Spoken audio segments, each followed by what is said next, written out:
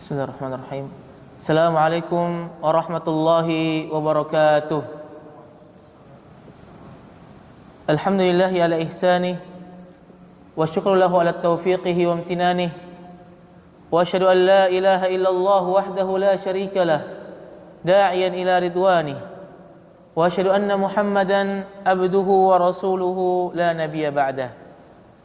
Alhamdulillah, segala puja dan puji hanyalah milik Allah Jalla Jalaluh.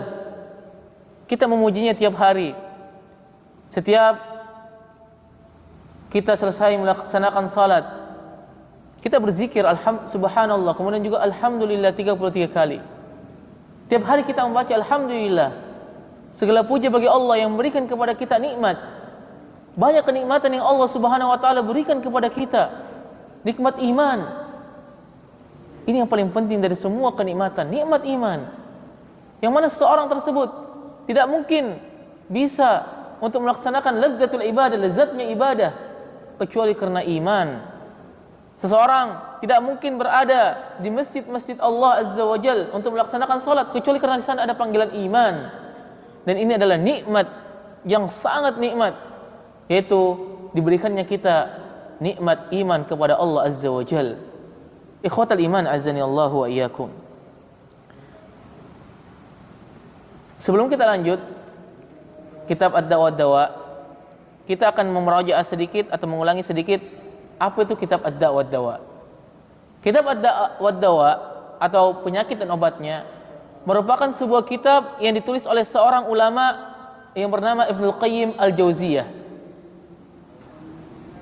Kitab ini ditulis karena disebabkan ada seseorang anak muda bertanya kepada beliau. Dia bertanya, inti pertanyaannya adalah dia selalu berbuat maksiat. Habis itu ketika dia berbuat maksiat, dia bertobat lagi.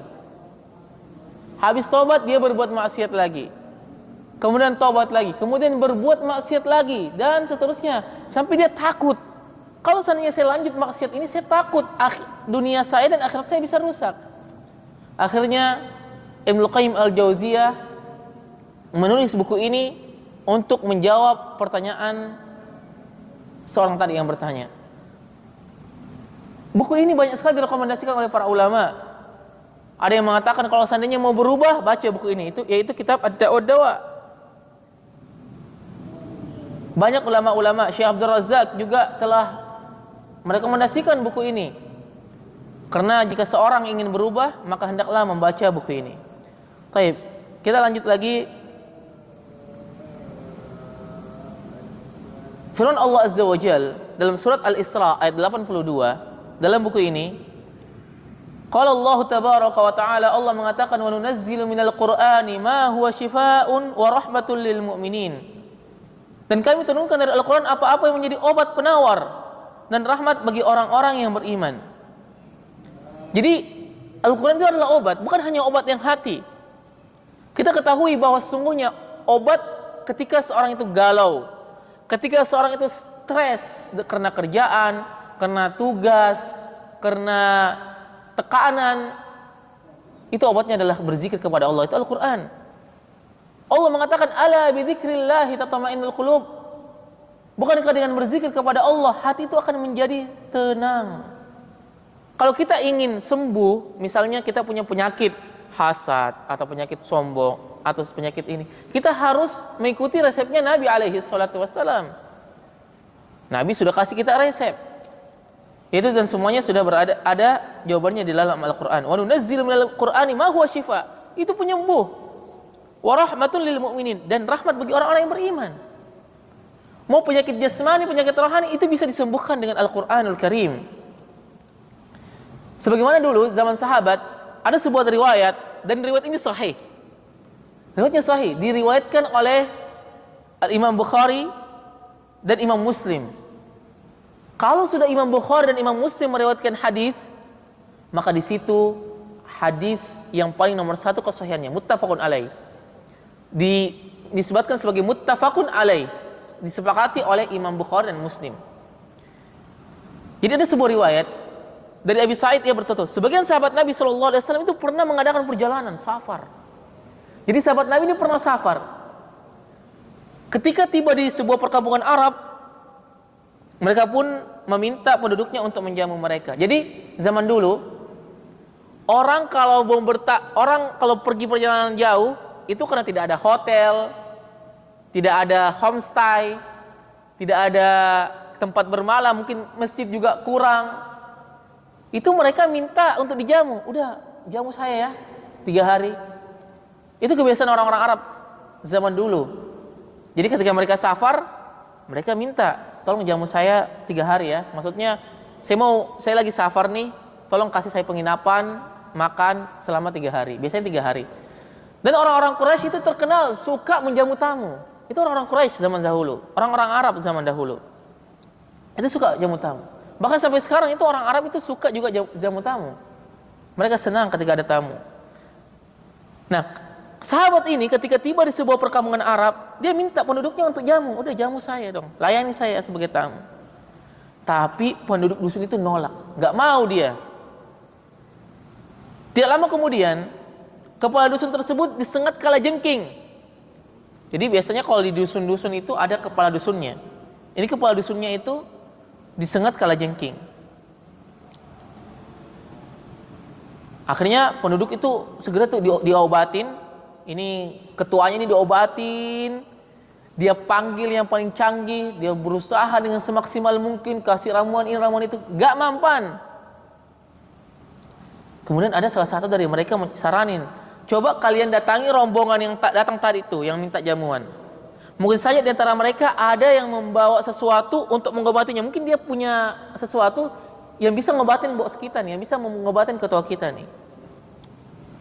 Kemudian penduduk kampung pun mendatangi rombongan para sahabat. Datang tuh penduduk kampung ke para sahabat. Wahai para pengembara, kepala dusun kami disengat kalajengking. Kami telah melakukan segala macam upaya untuk menyembuhkannya. Kami sudah melakukan berbagai macam cara untuk sembuh, tapi nggak sembuh-sembuh juga. Itu kalau disengat kalajengking sakit ya.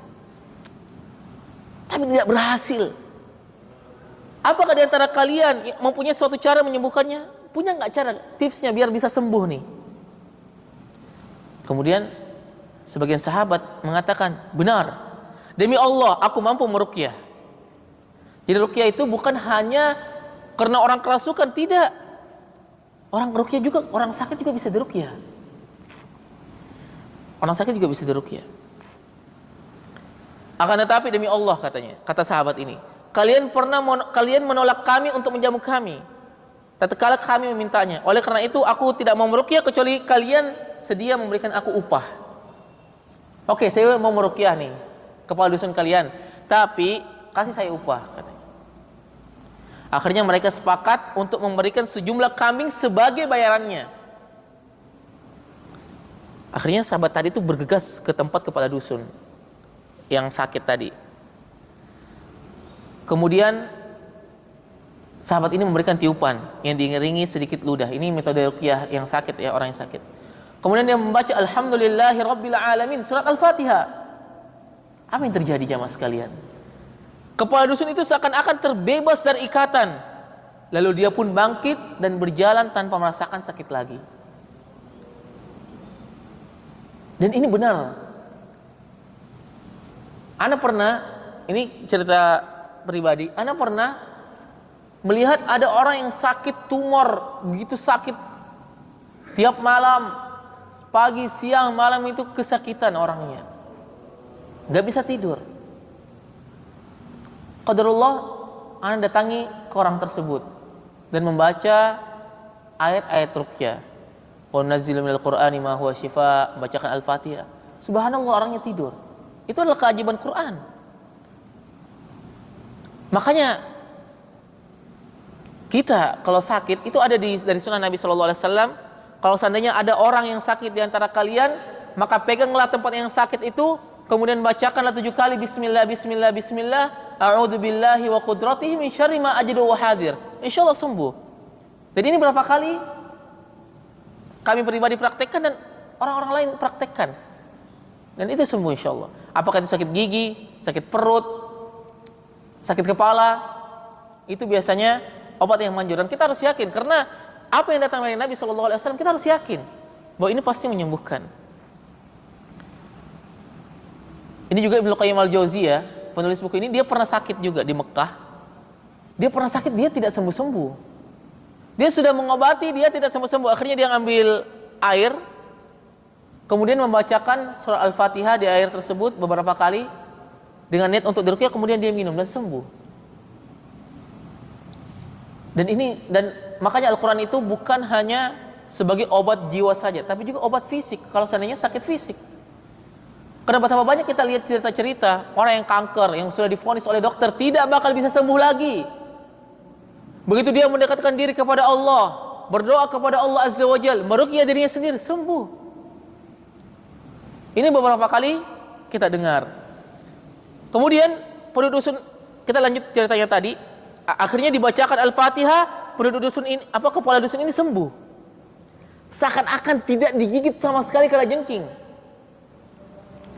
Akhirnya penduduk dusun itu pun menepati upah atau gaji yang mereka janjikan. Udah tadi saya janjikan untuk memberikan memberikan kambing, ya. Akhirnya diberikan kambing.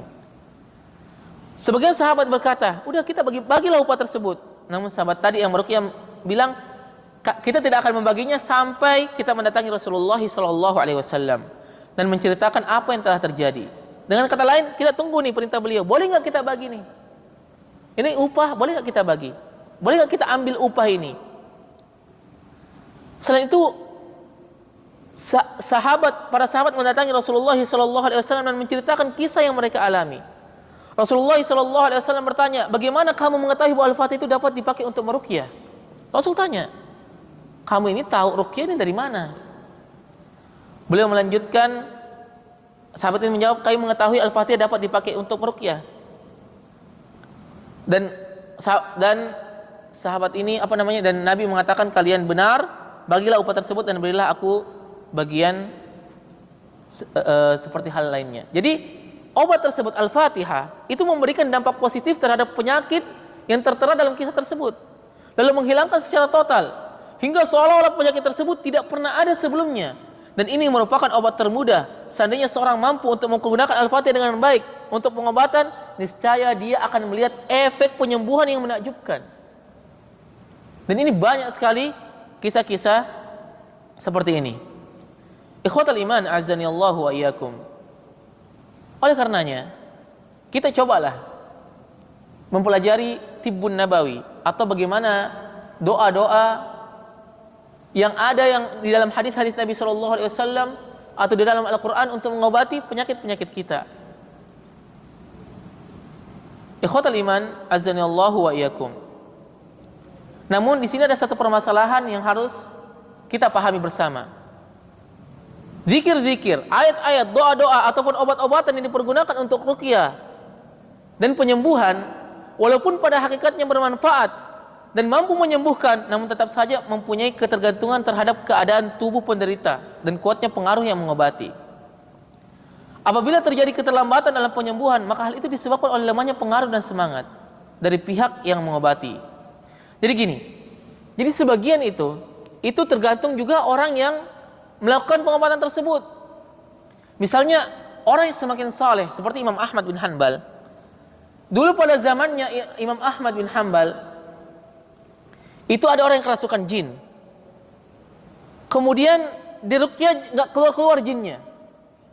Begitu datang sandalnya, cukup sandalnya Imam Ahmad bin Hanbal, yang mana kita tahu Imam Ahmad merupakan seorang imam, orang yang saleh, orang yang zuhud.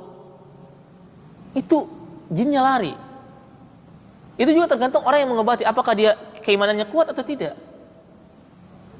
Makanya pernah kami juga melihat sebagian itu peruqyah, mungkin karena dia coba-coba atau imannya belum terlalu kuat atau dia banyak berbuat maksiat, itu dilawan sama jinnya ketika meruqyah.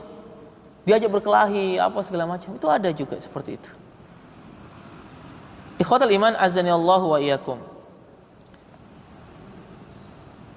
Begitu juga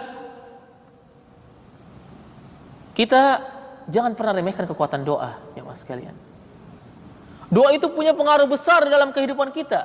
Makanya Nabi SAW mengatakan, ad-du'a silahul mu'min. Doa itu merupakan senjata pedangnya orang-orang yang beriman kepada Allah Azza wa Jal. Kita sulit untuk istiqamah kalau kita tidak pernah meminta pertolongan kepada Allah Azza wa Jal. Makanya tiap hari kita harus perhatikan, ketika kita salat Allahu Akbar, kemudian mengatakan iyyaka na'budu wa iyyaka nasta'in, kepadamulah kami menyembah dan kepadamulah kami meminta pertolongan. Ini tiap hari kita meminta pertolongan kepada Allah agar Allah memberikan kita pertolongannya dalam beribadah, dalam beramal, dalam berusaha. Makanya disebutkan di dalam Al-Mustadrak karya Imam Hakim, kata Nabi SAW, "Ud'ullaha wa antum muqinuna bil ijabah." Berdoalah kepada Allah dan kalian yakin kalau doanya itu tersebut terkabul. Wa'lamu anna Allah la yaqbalu du'aan min qalbin ghafilin lahin. Dan ketahuilah, Allah tidak mengabulkan doa dari hati yang lalai dan tidak serius. Jadi kalau kita berdoa kepada Allah, benar-benar kita berdoa bersimpu di hadapan rajanya para raja. Itu Allah Azza wa Jal. Makanya sebagian para salaf disebutkan, mereka berbetah-betahan berdoa kepada Allah Azza wa Jal, bahkan sujud dan berdoa kepada Allah Azza wa Jal dalam keadaan berjam-jam. Sebagian salaf, dia ketika umrah, dia berdoa sujud di Ka'bah 1 jam, 2 jam lamanya. Karena dia benar-benar bersimpu di hadapan Allah Azza wa Jal. Kita ketika berdoa jangan ragu bahwa Allah itu, kita ragu, kira-kira dijabah ya doa saya? Tidak ada yang mustahil bagi Allah Azza wa Jal. Tidak ada yang mustahil. Betapa banyak orang yang selamat disebabkan karena dia berdoa kepada Allah Azza wa Jal. Selamat di dunia maupun di akhirat. Dulu ada sahabat pernah datang kepada Nabi SAW. Wahai Rasulullah, aku ingin bersamamu di surga, aku ingin menjadi tetanggamu di surga nanti kelak. Makanya kata Nabi SAW, bantulah aku dengan memperbanyak sujud, dan termasuk penafsirnya adalah memperbanyak berdoa kepada Allah Azza wa Jal. Ud'ullaha wa antum muqinuna bil ijabah. Jangan ragu ketika kita berdoa. Kadang ada orang berdoa dia ragu, ini bisa nggak ya? Ini benar nggak ya? Berarti kita ragu akan kemampuan Allah Azza wa Jal. Ini perintah Nabi. Ketika kita berdoa kita harus yakin. Wa'lamu, ketahuilah, annallaha la yaqbalu du'aan min qalbin ghafilin lahin. Ketahuilah Allah tidak akan menerima doa dari hati yang lalai dan tidak serius. Ketika dia berdoa kepada Allah Azza wa Jal, Rabbana atina fid dunya hasanah, tapi sambil bayangkan yang lain, sambil dia khayalkan yang lain, dia tidak serius dalam berdoa.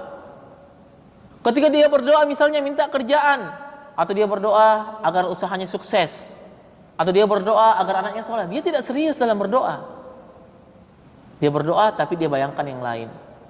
Dia berdoa, dia tidak bayangkan bahwa dia lagi berdoa, di hadapannya adalah Malikul Muluk, rajanya para raja.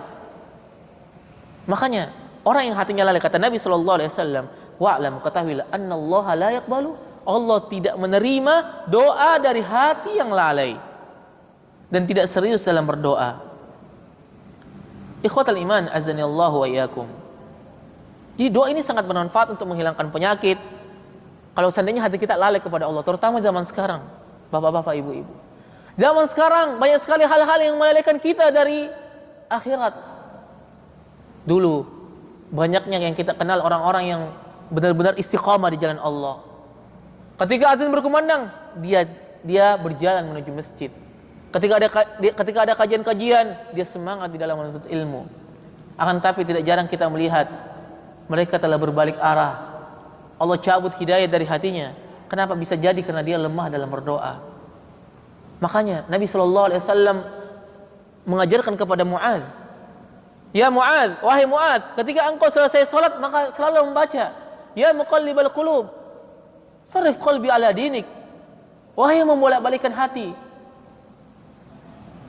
bolak-balikanlah hatiku kepada agamamu. Maksudnya istiqomahkanlah aku dalam agamamu. Makanya kita itu harus selalu meminta kepada Allah agar senantiasa istiqamah, senantiasa istiqamah di jalan Allah Azza wa Jal. Gimana kita mau istiqamah? Kadang, ya Allah, ya saya belum dapat hidayah, aduh lagi futur, aduh lagi nggak semangat. Tapi nggak semangatnya lama. Kenapa?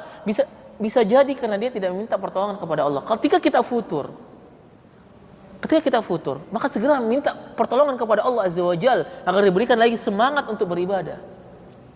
Karena terkadang kita ini futur dalam beribadah, malasan. Itu kita tidak bisa, pokoknya kita tidak bisa dengan pede dengan tenaga kita, dengan diri kita. Itu kembali semangat kecuali atas pertolongan Allah Azza wa Jalla. Kita harus senantiasa meminta pertolongan kepada Allah Azza wa Jalla agar diberikan istiqamah. Apalagi di akhir zaman ini yang penuh dengan halang rintang. Ikhwatal iman azani Allah wa iyyakum. Doa adalah penawar yang mampu memberikan manfaat dan menghilangkan penyakit. Namun kelalaian hati kepada Allah itu membuat doa kita tidak dikabulkan oleh Allah Azza wa Jalla. Makanya ketika kita minta kepada Allah Azza wa Jalla, kita benar-benar masukkan ke dalam hati. Nabi alaihi salatu wassalam yang sudah diampuni dosa-dosanya, yang ketika sholat malam sampai kakinya bengkak. Ada nggak dari kita yang kakinya bengkak ketika sholat malam? Atau jangan sampai kita nggak pernah sholat malam. Nabi alaihi salatu wasallam kakinya bengkak. Ketika sampai di ayat Nabi ibadi anni anal ghafurur rahim, dalam surat Ibrahim, kabarkanlah kepada hamba-hambaku, Nabi ibadi anni ana ghafur, sesungguhnya aku adalah Maha Pengampun. Beliau menangis sampai ayat tersebut. Nabi alaihi salatu wasallam tiap harinya meminta pertolongan, meminta ampun kepada Allah Azza wa Jalla 70 kali, minimal 70 kali. Nabi. Bagaimana dengan kita? Kemudian di antara sebab juga yang membuat doa-doa tersebut tidak dikabulkan adalah mengkonsumsi barang-barang yang haram. Akan melemahkan sekaligus melenyapkan kekuatan doa tersebut. Karena semakin kuat keimanan kita, semakin cepat doa itu terkabul. Semakin hati kita tunduk kepada Allah Azza wa Jalla, kita jujur kepada Allah Azza wa Jalla. Walaupun kita berlumuran maksiat, walaupun kita banyak dosa-dosanya, kita pagi, siang, malam melakukan dosa, tapi kita benar-benar jujur kepada Allah Azza wa Jalla, menangis dan merengek minta kepada Allah Azza wa Jalla, maka Allah akan kabulkan. Akan tetapi ketika kita minta kepada Allah Azza wa Jalla, namun kita mengkonsumsi barang-barang yang haram, harta yang kita makan adalah yang haram, minuman yang kita minum adalah dari yang haram, maka itu bisa melemahkan doa. Itu bisa melemahkan doa, bahkan melenyapkan kekuatan doa itu sendiri. Dan ini bahaya sekali. Makanya setiap rupiah yang kita makan harus yang halal. Imam Bukhari, siapa yang tidak kenal dengan Imam Bukhari? Imam Bukhari merupakan seorang ulama hadis nomor 1, top 1. Dia telah menulis sebuah kitab yang bernama Sahih Al-Bukhari. Sahihul Bukhari. Dan kata para ulama, kitab Sahih Bukhari ini itu tidak ada duanya dalam kitab hadis. Hadis yang paling sahih, kitab yang paling sahih setelah Al-Qur'an. Sebagian ulama mengatakan bahwa Sahih Bukhari adalah kitab yang paling sahih setelah Al-Qur'an. Kita ketahui bahwa Imam Bukhari adalah seorang ulama yang tidak diragukan lagi. Imam Bukhari adalah seorang yang zuhad, orang yang zuhud, orang yang ahli ibadah. Apa resepnya bisa mendapatkan anak seperti Imam Bukhari? Ternyata ayahnya Ismail, dia pernah kasih komentar bahwa saya tidak pernah makan satu helai pun atau satu nasi pun, kalau bahasa kita itu dari yang haram. Dia berusaha menjaga makanannya dari hal-hal yang haram sehingga dia menjadi anak-anak yang saleh. Makanya di antara dampak juga kita mendapatkan anak-anak yang nakal. Salah satu sebabnya adalah karena kita memberikan dia makan dari makanan yang haram, makanan hasil korupsi, makanan hasil mencuri, makanan hasil menzalimi orang lain. Itu bahaya. Dan orang yang makan makanan haram itu bisa melenyapkan kekuatan doanya. Makanya kata Nabi SAW dalam Sahih Muslim yang diriwayatkan oleh Abu Hurairah, Nabi SAW mengatakan, ya ayuhan nas, innallaha thayyibun, ketahuilah bahwa sungguhnya Allah itu baik, la yaqbalu illa thayyiban, tidak menerima kecuali yang baik-baik. Wa innallaha amarul mu'minin, dan sesungguhnya Allah memerintahkan orang-orang mukmin, memerintahkan kita sebagai orang-orang yang beriman, bima amara bihil mursalin, sebagaimana Allah memerintahkan para rasul. Faqala ya ayyuhar rasul kulu min thayyibat, wahai para rasul, makanlah dari hal-hal yang baik. Makan kita yang baik-baik, yang halal. Karena bahaya sekali, makanan yang haram itu sangat-sangat bahaya. Jangan sampai kita memberikan makan kepada anak dan istri kita dari yang haram. Ada hadisnya yang sangat seram. Kata Nabi SAW, kullu lahmin nabata min suhtin fannaru awla bih. Setiap daging yang tumbuh dari yang haram, maka neraka yang lebih utama baginya. Makanya hati-hati. Kita harus mengetahui dari mana makanan ini masuk ke mulut kita. Apakah ini halal? Apakah ini uang dari korupsi? Apakah ini uang dari mencuri? Apakah kita mendapatkan dari menzalimi, dari yang dilarang oleh Allah Azza wa Jal, dari menjual barang-barang yang dilarang oleh Allah? Kita harus perhatikan. Jangan sampai kita makan makanan yang Allah haramkan, sehingga itu berdampak pada masa depan kita, berdampak pada kehidupan istri kita, berdampak pada kehidupan anak-anak kita, berdampak pada kehidupan keluarga kita. Apalagi zaman sekarang, semua terbuka lebar. Ada namanya aplikasi utang itu apa? Pay later. Atau ada, bukan pay later, apa namanya? Utang dulu itu. Dia ngutang, nanti ada ribanya. Itu bahaya sekali. Yang mana riba adalah produk Yahudi, yang zaman dahulu yang orang-orang Yahudi itu adakan. Dan sekarang di mana-mana orang gampang sekali meminjam uang dengan cara riba. Dan Allah Subhanahu wa taala melaknat pelaku riba.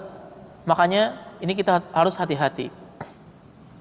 Wa qala ya ayyuhalladzina amanu kulu min thayyibati ma razaqnakum. Ini perintah Allah. Wahai orang-orang yang beriman, makanlah dari yang baik dari apa yang kami berikan rezeki kepada kalian. Tsumma dzakara ar-rajula. Kemudian Nabi sallallahu alaihi wasallam menyebutkan seorang laki-laki, yutilu safar. Dia safar dari jarak jauh, dari tempat yang jauh. Ketahuilah bahwa di antara tempat terkabulnya doa itu adalah ketika kita safar. Ketika kita misalnya safar ke Sidrap atau safar ke Bone. Ketika kita berdoa, di situ adalah tempat dikabulkannya doa oleh Allah Azza wa Jalla. Tsumma dzakara rajulu yutilu safar ash'ad akbar yamuddu yadayhi ila sama. Rambutnya kusut saking panjang. Jadi zaman dulu itu kan belum ada pesawat, belum ada mobil. Jadi mereka safar itu pakai onta yang mana lewat di padang pasir. Tentu ketika ada angin, rambutnya kena debu, bajunya kena debu. Nah, ini Nabi SAW menyebutkan orang ini. Rajul yutilu syafar, ash'ath, akbar, yamuddu yadayhi ila sama. Rambutnya kusut, tubuhnya berdebu. Dan ia menengadahkan tangannya ke langit. Dia berdoa kepada Allah. Padahal dia seharusnya ini tempatnya sudah dikabulkan doanya. Yutilu safar, safarnya panjang tuh. Ash'ad akbar yamuddu yadayhi ila sama. Dia berdoa kepada Allah Azza wa Jal dan mengatakan ya Rabbi, wahai Rabbku. Tapi makanannya haram, minumannya haram, pakaiannya haram, dan ia dibesarkan dari hal-hal yang haram. Fa anna yustajabu dzalik. Maka bagaimana mungkin doanya akan terkabul? Makanya hati-hati terhadap makanan yang haram. Hati-hati terhadap harta yang haram. Jangan sampai kita terjerumus dari yang haram. Ada yang kerjanya di tempat-tempat ribawi, kerjanya di tempat-tempat yang haram, maka segera keluar hijrah.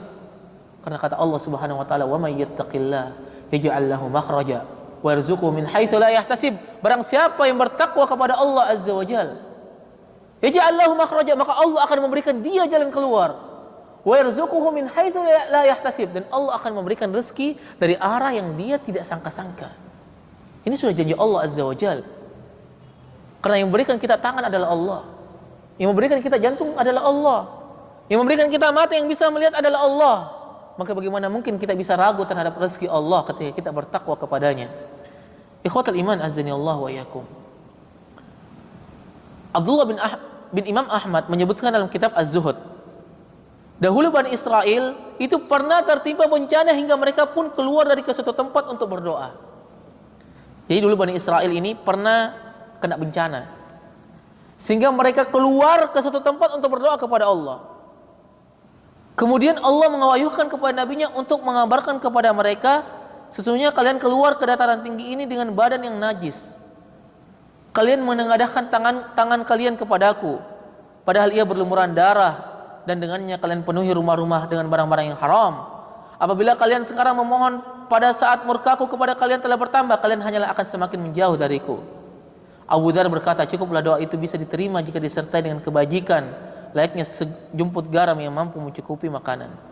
Intinya, ikhwatal iman azani Allah wa iyyakum, Allah Subhanahu wa taala murka kepada orang-orang Israel, Bani Israel, karena mereka itu kena bencana, baru mereka berdoa. Tangan-tangannya berlumuran darah, artinya mereka itu memang dari dulu suka bunuh orang. Sampai zaman sekarang, orang-orang Yahudi itu suka sekali bunuh orang. Dulu orang-orang Yahudi hobinya membunuh para nabi dan rasul. Mereka memang zaman dulu, bahkan orang-orang Yahudi mereka, kata Allah Subhanahu wa taala di dalam Al-Qur'an, itu mereka pernah dilaknat menjadi qiradatal wal khanazir, menjadi babi dan menjadi kera dan babi. Memang zaman dulu ini adalah orang-orang Yahudi, adalah orang-orang yang suka membunuh orang. Jangankan orang biasa, nabi saja mereka bunuh. Mereka bunuh nabi. Bagaimana dengan orang-orang biasa? Makanya kalau kita tidak sempat, ada saya baca sebagian tweetnya para ulama, dan tweet itu dia bilang, kalau seandainya kalian tidak mampu atau tidak punya waktu untuk membaca tentang Bani Israel, tentang orang-orang Yahudi, bagaimana di dalam Al-Quran, bagaimana Allah menggambarkan orang Yahudi membangkang, berkhianat di dalam Al-Quran, maka lihatlah apa yang terjadi sekarang di Palestina. Mereka berkhianat terhadap perjanjian-perjanjian dunia. Mereka mengabaikan perjanjian dunia. Mereka membunuh orang. Mereka memang dari dulu suka membunuh orang-orang. Mereka membunuh para kaum muslimin yang ada di Palestina. Kenapa? Ada mungkin bilang, ini banyak yang kita lihat, ini kok orang Yahudi kok hobi banget bunuh orang ya? Maksudnya kok mereka tidak punya hati? Ya, mereka tidak punya hati. Mereka menganggap bahwa membunuh kaum muslimin, dan ini keyakinan mereka di dalam keyakinan mereka. Mereka bilang membunuh orang selain mereka itu mendapatkan pahala. Dan di dalam kitab mereka, kitab yang sudah dicampur aduk, Ana pernah baca sebagian potongan dari kitab mereka. Di dalam kitab tersebut, mereka mengatakan orang-orang non-Yahudi itu diciptakan sebagai budak atau pembantu-pembantu mereka. Maksudnya membantu untuk menjadi penguasa dunia. Jadi kita ini selain orang-orang Yahudi, itu menurut keyakinan mereka itu sebagai pembantu katanya. Ketika mereka membunuh kita, itu mereka ada pahala di sana. Dan inilah keyakinan orang Yahudi dari zaman dulu sampai zaman sekarang, yang kita melihat betapa kejamnya mereka terhadap saudara-saudara kita di Palestina. Itulah, coba lihat mereka, itulah yang ada dalam Al-Quran. Ketika kita memperhatikan video-video yang tersebar di media sosial, itulah yang Allah kabarkan dalam Al-Quran. Mereka adalah kaum-kaum yang dilaknat oleh Allah Azza wa Jal. Ikhwatal iman azani Allahu wa iyyakum. Oleh karena itu, kita jangan pernah meremehkan kekuatan doa. Jangan pernah meremehkan kekuatan doa. Kita tidak bisa menolong saudara-saudara kita di Palestina saat ini. Kita mau berangkat juga nggak mungkin. Visa ditutup. Betapa hinanya ketika kita melihat bantuan-bantuan antara perbatasan Mesir. Karena Anda mengetahuinya karena Anda sering WA sama teman yang masih hidup di Palestina sana, yang langsung di Palestina sana. Itu kasihan sekali kabarnya. Katanya kami di sini, Lukman, kami di sini susah makanan, listrik sulit, internet kadang hidup, kadang mati. Alhamdulillah yang kami kenal itu masih hidup. Itu benar-benar air itu ditutup, sumurnya ditutup, bahkan dicor oleh orang-orang Zionis, sehingga air bersih itu tidak ada. 80% orang-orang dalam keadaan kemiskinan. Orang-orang Palestina yang mau hijrah ke Mesir misalnya, itu ditembakin semuanya di perbatasan-perbatasan. Kita bagaimana membantu kecuali dengan doa? Ad-du'a silahul mu'min. Mungkin di antara semua kita berdoa kepada Allah Azza wa Jalla, ada satu yang dikabulkan oleh Allah. Makanya kita senantiasa berdoa kepada Allah Azza wa Jalla agar Allah memberikan kepada mereka kekuatan, agar Allah Subhanahu wa taala cepat menghanguskan orang-orang Israel. Apakah orang-orang muslim di sana kalah terhadap peperangan yang ada sekarang? Tidak. Bukankah banyak kerugian-kerugian yang mereka miliki? Bahkan katanya di Israel, di orang-orang Yahudi itu mereka bangkrut, mereka inflasi sampai 8%, dan ini angka yang sangat tinggi sekali. Mereka satu pun tidak bisa membebaskan tawanan yang ditahan oleh para mujahidin yang ada di Palestina. Intinya mereka gagal di dalam sampai saat ini untuk meloloskan tawanan. Ikhwatal iman azani Allah wa iyyakum. Jadi doa ini sangat bermanfaat. Dan doa itu musuhnya bencana. Ia akan memerangi, mengobati, mencegah dan menghilangkan atau mengurangi bencana yang menimpa. Doa merupakan senjata kaum mukminin. Doa ini senjata bagi kita. Kalau kita futur, kita berdoa kepada Allah Azza wa Jalla biar kita diberikan semangat. Kata Nabi SAW, ad-du'a'u silahul mu'min wa imadud din wa nurus samawati wal ard. Doa adalah senjata kaum mukminin dan tiang agama serta cahaya langit dan bumi. Maka jangan pernah meremehkan doa untuk diri kita, untuk keluarga kita, untuk kaum muslimin seluruhnya. Nabi Ibrahim saja, Nabi Ibrahim itu berdoa kepada Allah Azza wa Jalla agar diberikan anak-anak yang saleh. Nabi Muhammad SAW itu selalu berdoa kepada Allah Azza wa Jalla. Dan para anbiya, mereka berdoa kepada Allah. Mereka doanya apa sih? Agar diselamatkan di dunia dan di akhirat. Rabbana atina fid dunya hasanah wa fil akhirati hasanah wa qina adzabannar. Cuma yang sangat kita sesalkan, banyak di antara kita berdoa itu doanya hanya untuk di dunia. Ya Allah, sukseskanlah kerjaan saya. Ya Allah, mudah-mudahan saya diterima di tempat kerja ini. Ya Allah, naikkanlah omset saya, naikkanlah saham saya. Ya Allah, mudahkanlah saya dapat investor. Itu yang kita berdoa. Pernahkah kita berdoa kepada Allah Azza wa Jalla agar dimudahkan hisab kita di hari kiamat? Pernahkah kita berdoa kepada Allah Azza wa Jalla agar kita dijauhkan dari azab kubur dengan benar-benar doa? Pernahkah kita berdoa kepada Allah Azza wa Jalla ketika di padang mahsyar nanti agar dijadikan orang yang dinaungi dengan arsy-Nya? Di saat itu tidak ada naungan kecuali naungan Allah Azza wa Jalla.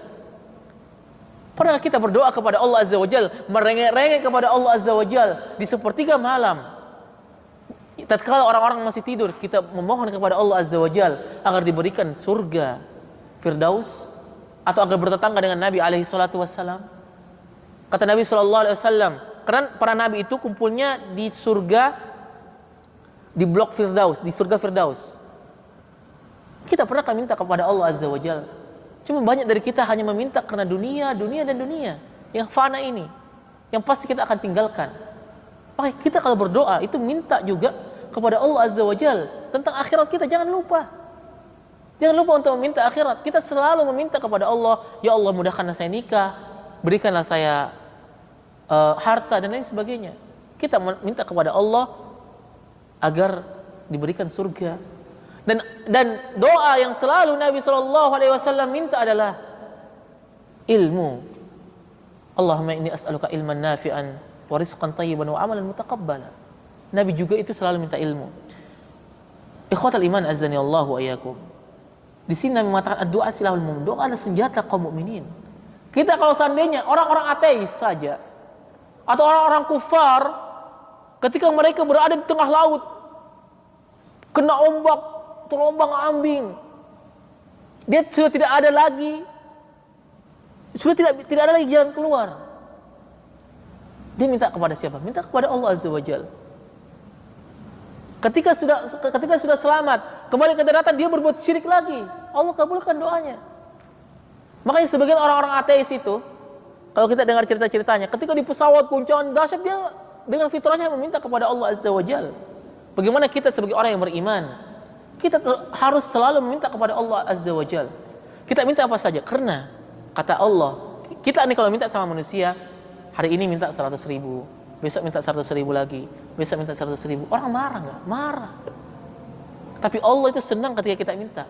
Makanya Allah mengatakan, Nabi SAW mengatakan, man lam yas'alillah yaghdab alaih. Siapa saja yang tidak pernah minta kepada Allah, Allah akan murka sama dia. Allah marah sama dia. Kita kalau jarang minta kepada Allah, jarang berdoa kepada Allah, Allah akan marah sama kita. Karena seakan-akan kita tidak butuh Allah. Kalla summa kalla. Jadi ad-du'a silahul mu'min. Doa adalah senjata kaum mukminin dan tiang agama. Terutama pada zaman sekarang, di zaman fitnah, kita gampang tidak istiqamah. Gampang tergelincir. Syubhat dan syahwat yang begitu tajam zaman saat ini. Terutama fitnah syahwat. Makanya kita butuh untuk senantiasa berdoa kepada Allah Azza wa Jalla. Wa nurus samawati wal ard, serta cahaya langit dan bumi. Ketika bersanding dengan musibah, doa mempunyai 3 kondisi sebagai berikut. Misalnya, harusnya kita minta kepada Allah Azza wa Jalla, ya Allah mudah-mudahan saya tidak, misalnya ya Allah mudah-mudahan saya tidak terkena, rumah saya tidak hancur atau rumah saya tidak terbakar. Nah, ketika doa lebih kuat daripada musibah, maka dari doa itu mampu mencegah terjadinya musibah. Bisa jadi doa itu tidak sampai, misalnya kita contohkan rumah terbakar. Yang kedua, bisa jadi doa lebih lemah daripada musibah. Akibatnya doa terkalahkan sehingga musibah menimpa orang yang bersangkutan. Jadi nggak ada sia-sia doa. Orang berdoa itu tidak sia-sia. Doa bisa meringankan musibah tersebut meskipun hanya sedikit. Ketika kita misalnya banyak maksiat, ketika berdoa tidak terlalu khusyuk, kemudian kita hanya berdoa saja agar dihindari dari musibah. Kita kena musibah, itu bisa meringankan musibah kita. Yang ketiga, satu sama lain saling menyerang antara doa dan musibah dan saling menghilangkan. Ikhwatal iman azani Allah wa iyyakum. Karena terkadang juga ketika kita berdoa dengan mungkin hatinya kurang mantap atau hatinya kurang iman, akhirnya dia berdoa kepada Allah Azza wa Jalla. Dia berdoa kepada Allah, itu bisa jadi doanya itu lebih kuat sehingga dia tidak terkena musibah, atau doanya lebih lemah, akhirnya dia terkena musibah. Tapi karena doa ini, kata Ibnu Qayyim al-Jauziyah, karena doa ini jadi porsinya itu sedikit. Maksudnya dia tetap terhindar dari masalah, tapi porsi musibahnya ini sedikit. Taib. Ikhwatal iman azani Allah wa iyyakum. Makanya orang-orang yang, Ustaz, anak kok berdoa, ayo kadang kejadian gini, Ustaz, anak kok berdoa, misalnya berdoa minta kepada Allah agar diberikan mobil Avanza misalnya. Saya berdoa bertahun-tahun tapi tidak dikabulkan. Itu bisa jadi Allah Subhanahu wa taala ganti, Allah menghindarkan kita musibah yang senilai dengan mobil Avanza tadi. Jadi Allah menghindarkan dari musibah senilai doa yang kita minta tersebut. Yang harusnya kita dioperasi dengan biaya operasi tersebut sama dengan Avanza, akhirnya Allah kabulkan melalui tidak dikenain musibah. Makanya Umar Ibn Khattab itu dia selalu berdoa bukan karena ingin cepat-cepat dikabulkan, karena ingin saja berdoa, karena doa itu adalah ibadah. Ikhwatal iman azanillahu wa iyyakum.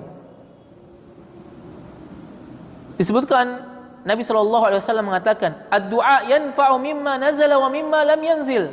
Fa'alaikum ibadallahi bid-du'a. Kata Nabi SAW.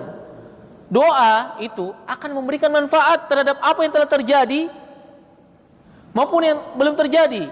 Maka hendaklah kalian berdoa, wahai hamba-hamba Allah. Jadi pasti ada manfaatnya. Apa yang belum terjadi, apa yang telah terjadi maupun yang belum terjadi. Kita berdoa kepada Allah Azza wa Jalla agar diampuni dosa-dosa kita. Misalnya kita sudah melakukan dosa tadi, karena doa kita itu bisa dosa-dosa kita sebelumnya diampuni oleh Allah Azza wa Jalla. Atau bisa jadi doa-doa setelahnya, misalnya kita berdoa kepada Allah, ya Allah ampunilah semua dosa-dosa saya, bisa jadi Allah Subhanahu wa taala juga mengampuni dosa-dosa kita yang akan datang. Ini kata Nabi sallallahu alaihi wasallam, ad-du'a yanfa'u mimma nazala wa mimma lam yanzil. Doa itu akan memberikan manfaat terhadap apa yang terjadi maupun yang belum terjadi. Kita berdoa kepada Allah Azza wa Jal. Ada kisahnya itu ya. Kadang-kadang memang kita berdoa kepada Allah Azza wa Jal itu tidak dikabulkan karena ada hikmah yang lebih besar dari itu. Contoh, ada kisah seorang pemuda, dia berdoa kepada Allah agar dinikahkan sama orang ini, dinikahkan sama fulan. Dia berdoa kepada Allah Azza wa Jal. Dia berdoa dengan spesifik, mudah-mudahan saya bisa nikahin si fulana ini. Dia berdoa kepada Allah Azza wa Jalla. Tahu-taunya dia dilamar oleh orang lain dan akhirnya dia menikah sama orang lain. Sedih nggak? Ya mungkin sedih ya, wajar manusiawi. Ternyata tidak lama kemudian, setelah setahun 2 tahun, ternyata perempuan ini kena kanker payudara. Tahun berikutnya kena lagi kanker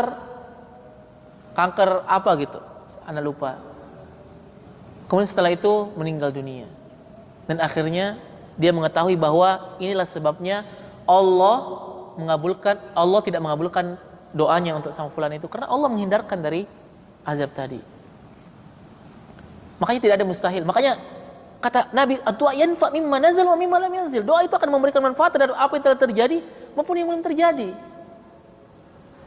Makanya kita selalu dimotivasi oleh Nabi sallallahu alaihi wasallam untuk berdoa. Kata Nabi sallallahu alaihi wasallam, "Fa'alaikum ibadallahi bid-du'a." Maka hendaklah kalian berdoa wahai hamba-hamba Allah.